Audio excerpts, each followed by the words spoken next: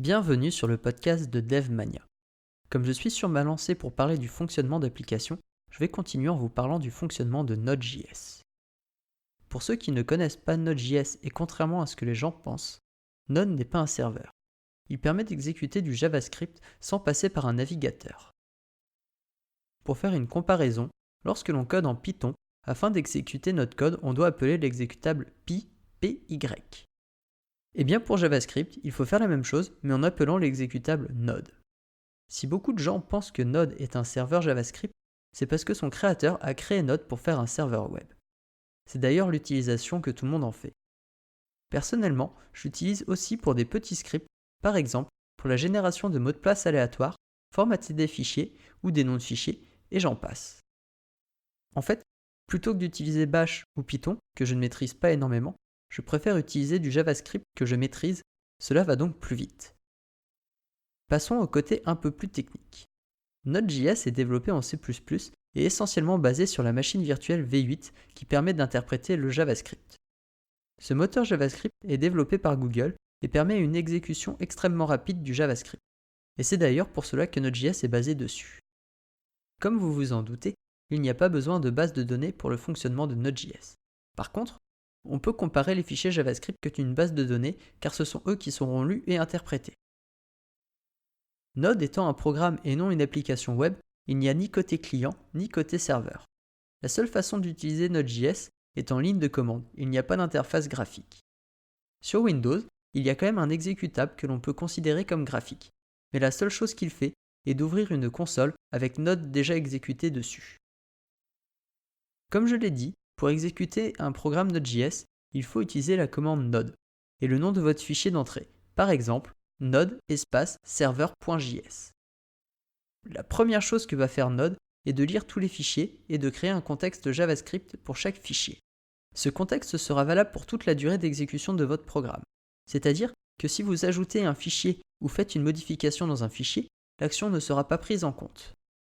Il faudra redémarrer Node pour prendre en compte les modifications. Lors de la lecture de votre premier fichier, il va regarder les dépendances. Par dépendance, je veux dire des modules, car oui, Node fonctionne avec un système de modules. D'ailleurs, chaque fichier est considéré comme un module, c'est-à-dire une partie de code qui fait une action spécifique.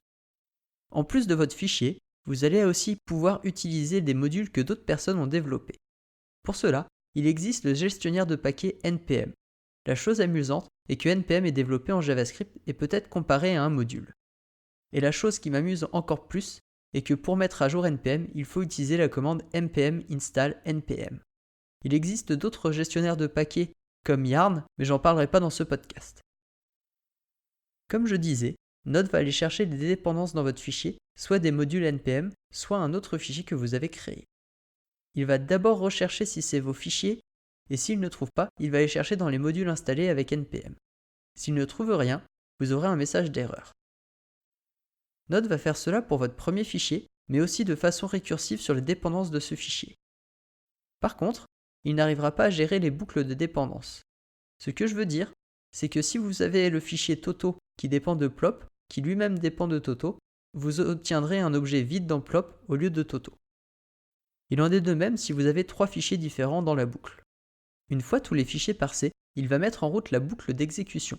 Cette boucle est découpée en plusieurs petites tâches, telles que le fait un ordinateur. On peut compter 6 tâches qui vont s'exécuter l'une après l'autre, et à la fin de la dernière, on retourne sur la première. La première tâche est celle d'exécution des fonctions passées en paramètres des fonctions setTimeout et setInterval. Ces fonctions permettent respectivement de faire une action plus tard dans le temps et d'exécuter une fonction tous les X temps. Elles sont dans une partie spécifique de la boucle d'événements, car il faut vraiment respecter le temps demandé. De plus, elles sont prioritaires sur le reste. J'en parlerai dans la phase 4. La deuxième est l'exécution de callback d'interaction, c'est-à-dire toutes les opérations système que va demander le développeur. Par exemple, lorsque l'on demande de lire un fichier sur le disque dur, l'action de lecture se fera à ce moment-là. Il en est de même pour les communications TCP avec l'envoi et la réception de messages. La troisième est une phase de préparation. Elle permet à Node d'initialiser les librairies qu'il utilise, comme celle pour comprendre le JavaScript. Après, cela n'est que supposition, car si on regarde la documentation que je vous aurais mis dans la description, nous n'avons pas vraiment d'informations. La quatrième phase est celle de l'écoute d'interaction. Contrairement à la phase 1, on va regarder la liste des interactions qui ont été faites et les exécuter. Une fois toutes les interactions traitées, Node va regarder si ces interactions ont déclenché des choses à exécuter en phase 1 et ou 2. Si c'est le cas, on passe à la phase suivante.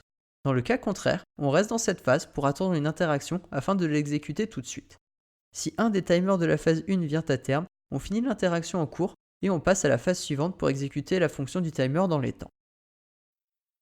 La cinquième phase est la phase d'exécution immédiate. En fait, Node permet de faire une exécution immédiate avec la fonction setImmediate. Lorsque l'on fait appel à cette fonction dans la phase de détection d'interaction, on stoppe la phase 4 à la fin de l'interaction en cours et on exécute la fonction. Une fois l'action terminée, on peut passer à la dernière phase. Cette phase est celle de fermeture. La façon la plus simple d'expliquer cette phase est de parler des connexions TCP. Lorsque l'on fait une connexion TCP, on doit se connecter, mais aussi se déconnecter. Eh bien, la partie des connexions se fait dans cette phase. Je parlerai dans un autre podcast des connexions TCP. Et si vous êtes pressé de savoir ce que c'est, je vous invite à faire vos recherches vous-même. Il y a une dernière chose à prendre en compte. Entre chaque phase, il y a une mini-phase d'exécution appelée nextTick.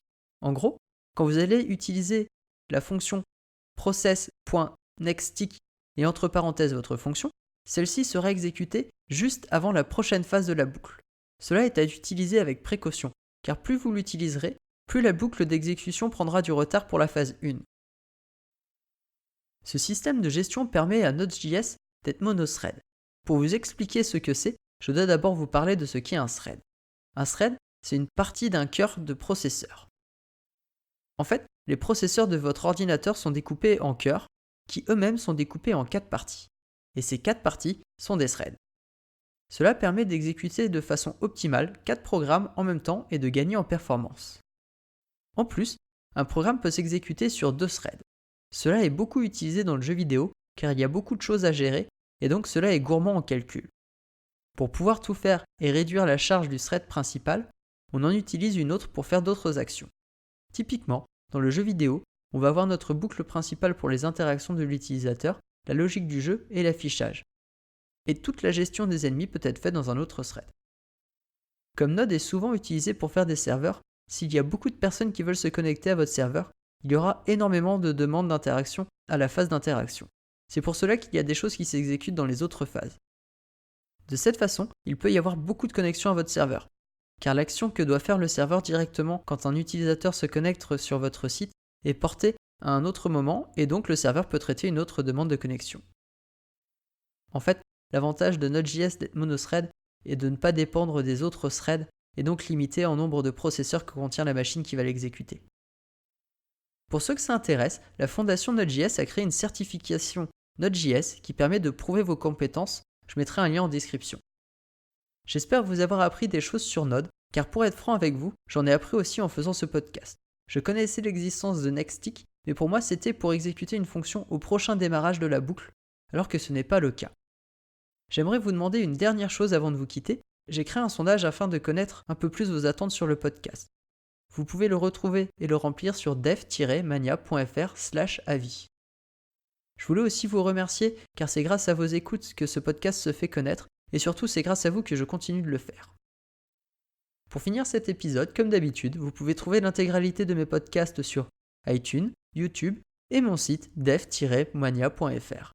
N'hésitez pas à vous abonner ou à donner votre appréciation, surtout si ce que je fais vous plaît, cela aidera vraiment à faire connaître ce podcast. Merci et à bientôt dans un autre podcast.